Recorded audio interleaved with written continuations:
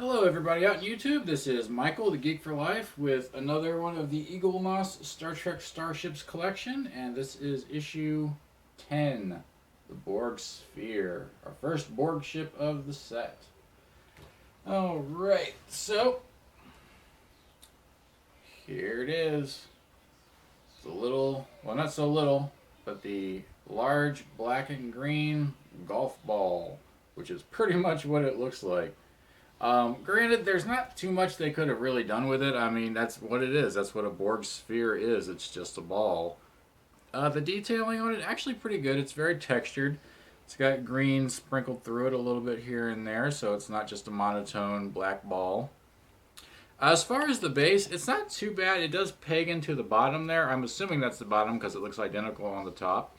So you could go either way. Yeah, it's a ball, so you don't really know which is top and which is bottom. I just sort of picked one. Of course, the support for the stand, you can see it just has to like fasten into the bottom because there really wasn't a way to like, if you had a support that wrapped around it, it even still then might not have held as well. And this is just way easier, less material, and it's just supposed to sit there and be looked at like this anyway. So why not just pin it to the bottom? And so that was a good idea. And actually, I'm pretty sure that this is mostly metal. Well, actually, that sounded like plastic. Yeah, this might be more plastic, actually, now that I'm tapping on it. It feels like metal on the top and bottom, but then like most of the outer surface here is plastic. So that's a little bit unfortunate. I was hoping that, metal would be better. I mean, it does have weight to it. It's not the heaviest thing there is, but it does have a little bit of weight to it. So there it is. And the detailing on it's really good. Like I said, they didn't have too much that they could even work with on this. It's just a black ball. I mean, that's what Borg ships are. They're geometric shapes. So there's just not too much you can do. It's all right on stand. I mean, if you turn it completely over, it'll fall off, but you do have to turn it completely over for it to fall off. So it still holds really well on the stand there. No real problems with that. Borg sphere. So that was the model. And now the magazine. Of course, as per usual, it shows you how to fasten the model to the support. Some basic stats on the sphere itself. Nice little beauty shot. Looks like from Voyager, maybe.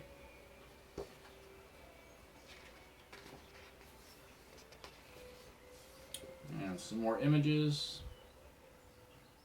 Mostly from Voyager. I guess outside of Voyager, it was only ever seen in First Contact. And it does look a little different in First Contact than the model we got, so I think they based this model more off of the Voyager one. I think the one in First Contact might have even been a practical model. I don't know. It's hard to tell. The Borg assimilation process. I guess they must have run out of stuff to talk about with the ship itself. Just some more stuff on Borg assimilation. Designing the sphere. I guess they really didn't have too many directions to go with it. I mean, at this point they had basically established the cube and that the Renegade Borg ship from Descent Part 1 and 2. And I think that might have been the only Borg ships we had even seen up to that point. So I guess the sphere was just sort of a natural conclusion. They have cubes, and so they probably have spheres. But a little bit of the design process. You just take a ball and make it look like the Borg assimilated it, and you got a Borg sphere. Designing the Borg Queen. Of course, the first appearance of the sphere is also the first appearance of the Queen. A little more of that, too. And on-screen appearances. Of course, First Contact, Star Trek Voyager, Dark Frontier. I think it had a few others in Voyager too, but yeah, that's where it was mostly seen. Star Trek First Contact and the rest of the appearances were just in Voyager. And the next issue being the Reliant. And a nice little beauty shot there. And that can be from any angle you want, top, bottom, side, whatever, because it's a ball. So what do I think of this model? The detailing on it is good for what they had to work with. It does look like a Borg sphere, like it should. The base and the support are good. I'm going to give this a 4 out of 5. It's above average. Um, if it had been more metal on it, I think I would have given it a 5 out of 5. But once I realized that it was just metal on the top and bottom and mostly plastic around the sides, um, I was a little less enthusiastic about it. Because this set is advertised as die-cast models, metal, and you're supposed to have plastic in there to kind of help out in certain places. And a lot of the models are primarily metal, but some of them, like this one, seem to have gone more to the plastic side. And, that's unfortunate. I mean, it does look cool.